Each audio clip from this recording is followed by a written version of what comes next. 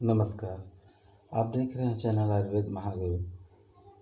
इस चैनल में आपको आज आंतरिक ज्वर, टाइफाइड के बारे में विशेष जानकारी देंगे। सतत स्वाध्याय की प्रेरणा हमारे ऋषियों से हमें प्रारंभ से ही मिलती आ रही है। मैं भी इसके निर्वहन में प्रायः संलग्न रहता हूँ। इस क्रम में एक दिन सचित्र आयुर्वेद पुराने अंक 1958 का अवलोकन कर रहा था। उसमें एक लेखन विद्वत आचार्य श्री ब्रह्मदत्त शर्मा का था। इसमें आपने एक महत्वपूर्ण बात लिखी थी कि प्रकृति ने कितनी अद्भुत, अदम्य, अपराजेय और अथक जीवन शक्ति भर दी है हमारे शरीर के अंदर। इस हाड़ मांस के पुतले में जिसके बल पर अंतिम दम तक बड़ी वीरता के साथ लड़ता रहता है यह शरीर, हमारा लूला लंगड़ा हो जाने पर भी, धज्जियां उड़ जाने पर भी, फटे चिथड़े जैसी हालात हो जाने पर भी महाराणा प्रताप, महाराणा सांगा, छत्रपति शिवाजी की तरह शरीर में निहित इस अद्भुत जीवन क्षमता को देखकर अनायास मुख से निकल पड़ता है। लोग मरते हैं, यह कोई आश्चर्य की बात नहीं, क्योंकि मरना तो बड़ा ही आसान, स्वाभाविक है। वास्तविक आश्चर्य तो इसमें होता है कि शरीर इतना टूटा फटा, अव्यवस्थित, छत बिछत, लूला लांगड़ा हो जाने पर भी जीवित कैसे रहता है। यही बात कबीर साहब ने की है। 9 द्वारे का पिंजरा, तामे पंछी पौन, रहने को अचरज भया, गए अचंभा कौन। यह शरीर सर्वाधिक जिस रोग से जूझता है, उस रोग का नाम ज्वर है। तब ही आचार्य चरक ने संपूर्ण रोगों की चिकित्सा में सर्वप्रथम इसका वर्णन किया है। बहुत से ज्वर पुकारों में सर्वाधिक व्यथित करने वाला ज्वर है। प्रकारों में सर्वाधिक व्यथित करने वाला ज्वर है आंतरिक ज्वर। इस ज्वर में आंतरिक सर्वाधिक प्रभावित होती, तब ही से इसे आंतरिक ज्वर कहते हैं। इसका प्राचीन नाम तंद्रिक सन्निपात है।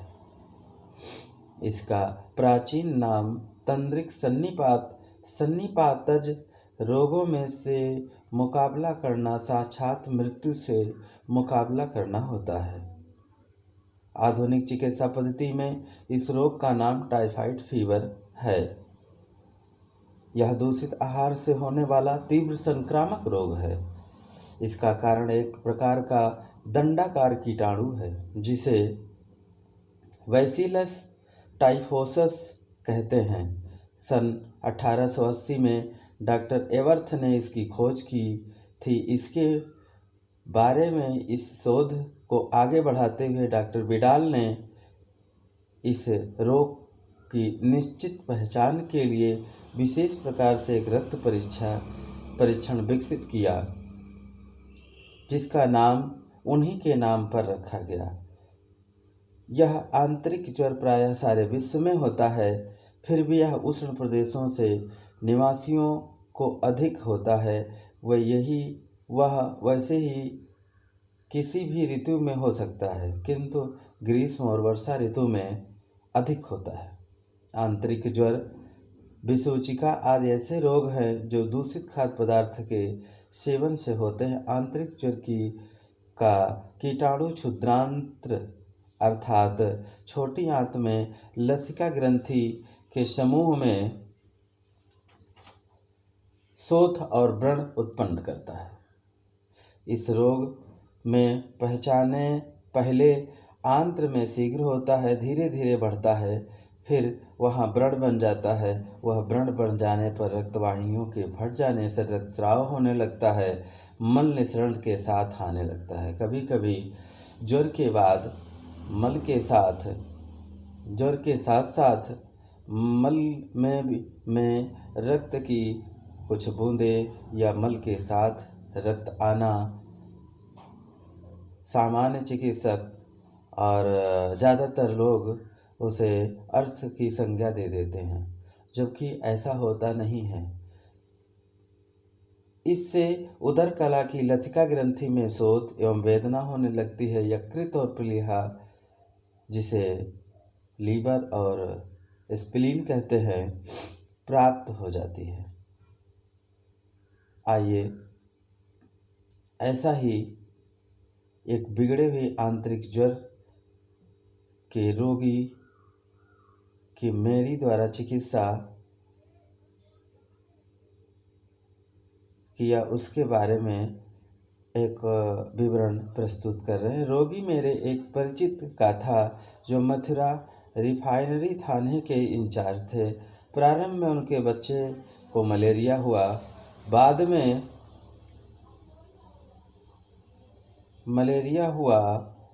में आंतरिक ज्वर में परिवर्तित हो गया। रक्त की जांच में विडाल टेस्ट पॉजिटिव आया। डॉक्टरों ने क्लोराफार्मिनिकल तथा अन्य आधुनिक औषधियां प्रारंभ की। 10 दिन निरंतर चिकित्सा के बाद भी ज्वर सामान्य नहीं हुआ। ज्वर प्रातः 100, सायं को 102 डिग्री तक जाता। अन्य चिकित्सक को दिखाया, दवा परिवर्तित की गई, लेकिन कोई लाभ नहीं हुआ। पिताजी को मेरी याद आई। मुझे विजयगढ़ से बुलाकर रोगी को दिखाया गया। त्रिदोष रोगी अत्यंत दयनीय थी। रोगी की स्थिति, आंखें अंदर धंस गई थी, चेहरा मुरझा गया था। रोगी नाड़ी परीक्षण किया गया तो त्रिदोष जन्य दुर्बल नाड़ी देखने को मिली। बच्चे के बारे में पूरी जानकारी प्राप्त की गई तो एक विशेष बात को देखने को मिली। बच्चा 6 दिन से शौच नहीं गया था। मल विसर्जन नहीं हो रहा था। रुक कर उसके पेट में पीड़ा होती। हाथ से आंत परीक्षण करने पर स्पष्ट लगा कि आंतें मल से भरी हुई है। रोगी को विशेष परेशानी पेट में रुक कर होने वाले दर्द से थी। रोगी की पिता आग्रह करने पर मैंने रोगी को अपने चिकित्सा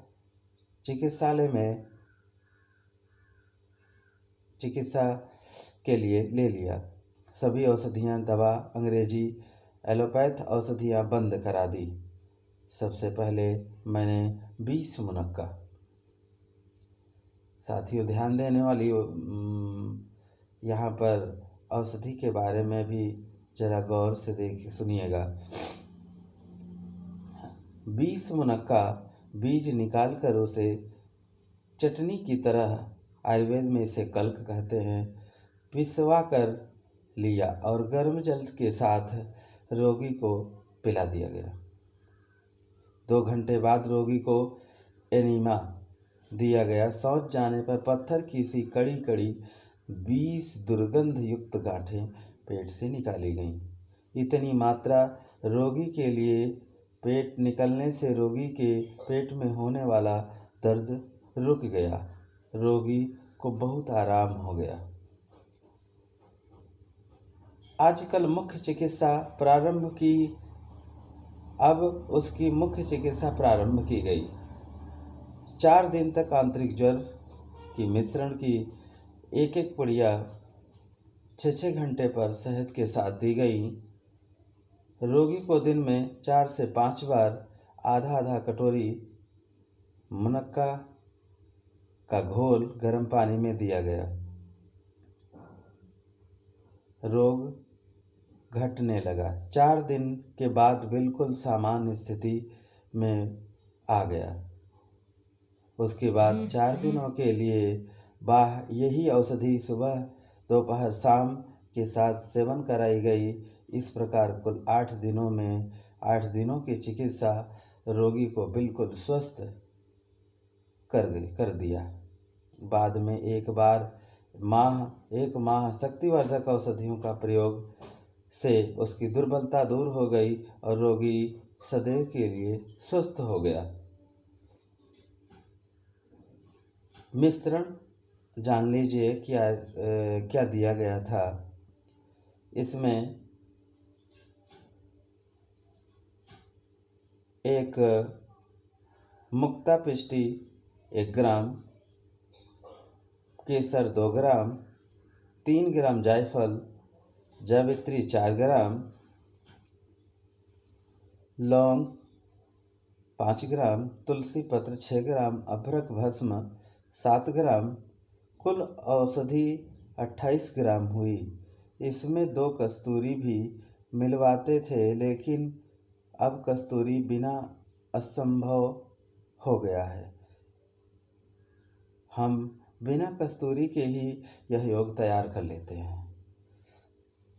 इस मिश्रण से मंथर ज्वर में भी विशेष लाभदायक प्रमाणित हुआ है। चिकित्सकों को यह औषधि बनाकर हर समय अपने चिकित्सालय में रख लेनी चाहिए।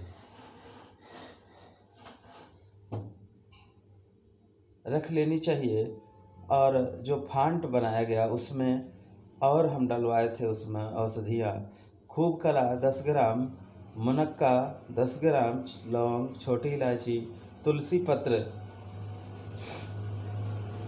1-1 ग्राम 2 लीटर पानी में डालकर उबालकर 1 लीटर रोज तैयार कर लेते थे। इसमें आधा कटोरी 4 से 5 बार रोगी को आंतरिक ज्वर, टाइफाइड, मंथर ज्वर सभी में विशेष प्रकार से लाभदायक है।